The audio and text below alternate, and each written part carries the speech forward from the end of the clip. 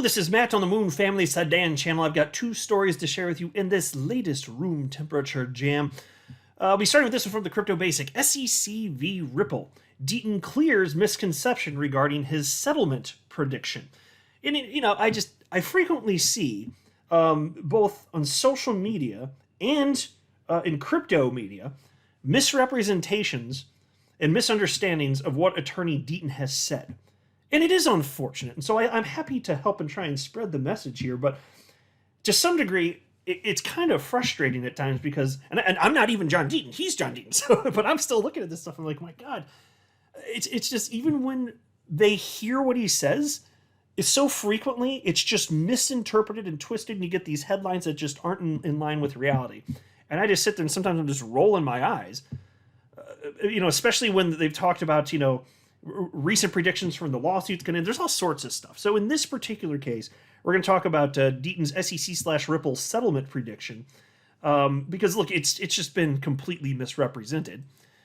And then there was also this, and this is a train wreck. My God, I feel like I'm spending like half my time over the last like week or two in particular. I'm spending like half my time cleaning up other people's messes because they don't know what the hell they're talking about. So there's this law journal, and this is covered in this piece that's on your screen now. There's this law journal that was saying a bunch of nonsense about XRP and just has wacky takes in the SEC v. Ripple case, so I just had a few things to say about that as well. And then we can just place this in the Moon Family Sedan wood chipper and hopefully never speak of it again. But before going further, I do want to be clear, I do not have a legal or financial background of any kind. I'm not offering legal or financial advice, and you definitely should not buy or sell anything because of anything I say or write. I'm just an enthusiast who enjoys making YouTube videos about crypto-related topics, but just as a hobby and just for fun. All right, in the first topic we go. Attorney Deaton has cleared the misconception regarding his settlement prediction for the SEC v. Ripple lawsuit. Crypto law founder attorney John Deaton has taken to Twitter to clear the misconception regarding his settlement prediction for the Ripple lawsuit. Yesterday, an XRP enthusiast accused attorney Deaton of pushing a theory that Ripple will settle with the SEC after releasing Hinman's emails. The user noted that the call was utterly wrong as people bought XRP at a higher price while hoping that a settlement in the lawsuit could propel the price to surge further. In response, attorney Deaton never told anyone there would be a settlement after releasing Hinman's emails. So I think what I'm going to do now, rather than cover the rest of the article, is just go to the source here. And this is what was stated. So there's this guy named Maximus Prime, and he actually went out of his way to tag John Deaton, in fact, just to tell him that he was wrong. So he tagged John Deaton, and he wrote literally the following. John Deaton, let's just start at the top. Let me tell you, and this I disagree with as well. Let's just go. Let's just do this. There's an individual, everybody's entitled to their opinion. It's fine. Nothing against the guy. I just feel differently. It's fine. But there's this guy at Torre Cortan, and he wrote, unbelievable how quickly the Ripple/XRP hype train ended after the Hinman email failure. Pause right there. This is why I've talked about this before, which is why I hesitate to even go. In fact, you know what? I refuse. I'm not going to go in depth there. I've spoken ad nauseum as to why the revelations from the Hinman emails and associated documents are absolutely fantastic for crypto, which means it's good for XRP holders. I've articulated why. And, to think that that's some sort of failure because of what? Because price didn't go moon and no time for Lambo yet? Is that what's going on here? Everybody just needs to chill. Wait for the damn case to end. Wait for us to get into euphoria zone, just as an asset class. The market's been heating up. We saw the market this past November, but chill. It doesn't go on the timelines that we want it to. It just goes. And either we're patient and we have an exposure when it happens, or we're children and we don't deal with it and then we don't get to have Moon or Lambo. Okay, I'm just saying, that's how I look at it in general. So Torre Cortan wrote also, everyone lured into the top now trapped in losing positions. All settlement talks have completely vanished in the span of a few weeks. See how quickly the narratives change? I don't know what he's talking about. The narrative is fantastic surrounding the conclusion of the SEC v. Ripple case. It is true that regarding the Hinman documents, once that came out, you did see the price of XRP start to creep on up. I'm not complaining about that. And then it's gone down a little bit. Today it's back up a little bit. I'm just not seeing the problem. So then Maximus Prime here, so this is the guy that was referenced in the article, He thinks that Hinman was pushing this stuff about Hinman and is apparently the problem here, which just is not true. So this guy wrote, John Deaton pushed that theory. It was utterly wrong, and I watched as people bought the pump that day. Like I said, attorneys have been dead wrong. Actor or not, I am neutral on all of the attorneys. Attorney Deaton responded to kind of clear the air here, and he said, what I actually said was that if there was going to be a settlement, it would be before the Hinman emails were released.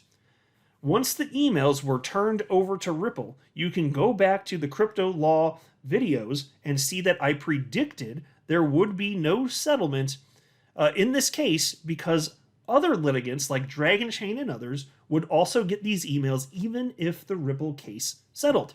And so, and that is true. I know because I've been covering everything that's happened in this damn lawsuit for the last 2.5 years. I've shared the vast majority of all the John Deaton stuff that he shared. Pretty much everything I can get my mitts on I've been sharing because I'm just as curious about John Deaton's perspective as all of you listening. And so I knew that this is the case. He said it. He explained why in great detail. He thought that, there very well could be settlement, but if there's going to be settlement in the SCV Ripple case, it would be before the Hinman emails were released. Because once they're released, what the hell is the point? Right? And he's been pretty firm on that. So Maximus Prime then responded to him, and he said, I'll have to go back and look, but thanks for the response. And then Attorney Deaton said, for the record, I don't mind being called out. I get S-word wrong sometimes, and my opinion is no better than anyone else's. Yeah, and fair enough. I don't have a problem with it, and people can call me out too. I don't mind as long as people are being tactful. I don't mind because I'm a human. I get stuff wrong. You're a human. Sometimes you get stuff wrong. Okay, fine. It's just frustrating sometimes with the misrepresentation. That's all I'm saying here. All right, so what about this law journal nonsense? Let's break into this. This is also from the Crypto Basic. CAUS, which is, they're talking about Canada actually. So Canada US Law Journal highlights SEC v. Ripple lawsuit, says Ripple's efforts drives part of XRP value. Oh, facepalm. Does anybody believe this? It makes me think of that SEC expert witness. That didn't go so well for the SEC, did. The one that he was claiming that if not for Ripple, the price of XRP never would have gone any higher than a little over 2 cents. Do you remember that guy? Dr. Metz. Remember that? Albert Metz. Remember that guy? Oh, what a joke. Which means that XRP would have been literally the only cryptocurrency in the 2017 to early 2018 bull run to not go ballistic. It would have been the only one. But it did go ballistic because of Ripple, right? So Ripple's efforts driving part of XRP. I mean, here's the thing. It's like they wrote value in the headline here. And if they actually meant value, if you're just talking about developers building on top of an ecosystem, driving value in terms of utility, I'd just say yeah, because that would be true. If you're talking about price action, which is what they meant when they said value, then I say no, which is provably the case. XRP just moves in tandem with broader crypto markets. That's it. Piece continues. Or begins, whatever the hell. The legal tussle between the United States Securities and Exchange Commission and Ripple Labs has continued to garner global attention. Notably, Canada United States Law Journal highlighted the lawsuit in its recent publication. In the article, CAUS Law Journal conducted a comparative analysis of securities regulations for cryptocurrencies in the US and Canada. One of the most important highlights of the report is the legal tussle between the US SEC and Ripple. The report noted that in December 2020, the SEC charged Ripple and two of its execs with conducting unregistered securities offerings valued at over $1.3 billion. According to the CAUS Law Journal, Ripple, which began distributing XRP in 2013, had sold over 14.6 billion coins as of 2022. Furthermore, the report noted that at the time of its initial XRP offering, Ripple did not provide disclosure statements regarding the company and the cryptocurrency. Now, folks, I find this to be, and I'm going to share with you a quote. It's on the screen. I'll read it in just a second. Just know, Ripple has been the most transparent company in all of blockchain. Full stop. That's it. They absolutely have been. And XRP is not stock in Ripple. They're sharing stuff that they don't have to share. It's XRP, whatever you want to call it. Digital currency. Do you want to consider it to be a commodity? Whatever. In the end, I don't even care. Either way, the point is it's not a security. It's clearly not a security. And so there's nothing indicating that they should have had to provide any sort of additional disclosure. Now, in the future, if we want to change United States laws via Congress so that certain disclosures for various holdings of different types would have to be, fine, we can figure that out. But I still think this is a silly approach and silly comment. So here's the quote, though. Instead, it had provided only very select information to currently existing investors. The information provided is largely in the form of quarterly market reports that discuss the sales, price, and volume of the cryptocurrency, volatility, and other general insights from the fintech industry at large. End quote. Well, folks, what the hell do you want beyond that? Because I'll tell you what, the XRP ledger is decentralized and the code is public. It's open source code. Go take a look, damn it, if you're that curious. Go look at it. In terms of Ripple's holdings, what the hell else do you want from them? You know what they're holding. You can verify it on the blockchain, which is public. What is the problem here? They still know what they're talking about. And you'll see that. Let's go a little bit further. You'll see the degree to which is true. Piece continues. Notably, this less transparency creates a riskier environment for investors based on securities regulations. So that's obviously not true, but that's what they wrote here. Additionally, the report pointed out that Ripple's control over the disclosure of XRP information and the coin's treatment as an investment were the driving forces behind the SEC's complaint against the blockchain company. Did any of you at this law journal read the damn suit? Did any of you? Are you aware of the embodiment theory? Look at what they're asserting here. Again, they said here, the problem was the report pointed out Ripple's control over the disclosure of XRP information and the coin's treatment as an investment were the driving forces behind SEC's complaint against the blockchain company. It goes way beyond that. That's not even close to doing any of this justice. Piece continues. It bears mentioning that the multi-year legal battle is still ongoing, with the presiding judge expected to issue the summary judgment decision at any moment. As reported earlier, pro-XRP lawyer Fred Rispoli speculated that the judge might issue the ruling by next month. But meanwhile, the report also focused on other aspects of XRP and the Ripple network. The article noted that XRP value may be driven by Ripple's ability to enhance, upgrade, and cheapen its network. Quote, as opposed to the pure supply and demand plus labor, totally market-driven, it has value because we, as a species, decided it does. Value of a commodity, crypto investors now have to rely in part on the company that owns the currency and the software to do good work. End quote. Again, they don't know what they're talking about because the XRP ledger is decentralized. Like I said a couple minutes ago, it's open source. People can use it for whatever they want. There are multiple developers building on top of the XRP ledger, but they're putting this stuff out as legal professionals, which is completely... So they're trying to do some crypto stuff, but they clearly don't crypto, bro. They do not crypto, bro.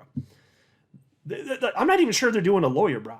Like, they're trying to do something here, I guess. They're writing about stuff. It's not really making any damn sense here. Ripple's building out RippleNet. Okay, but what the hell are they even talking about here? XRP's value may be driven. I'll tell you this, and again, they say value. I know they mean price via context. If they're actually talking about value, meaning actual utility, that's great.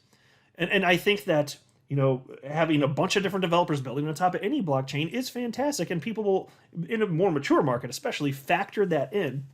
And I think that can help with long-term viability. So in that sense, you could argue something about price here, but they're making it out as though it's Ripple's efforts that are dictating what the price of XRP actually is, and that's provably false.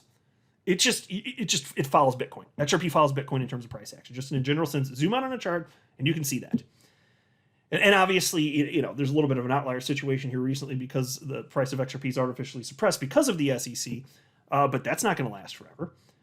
So what in the ever-loving hell are these people talking about?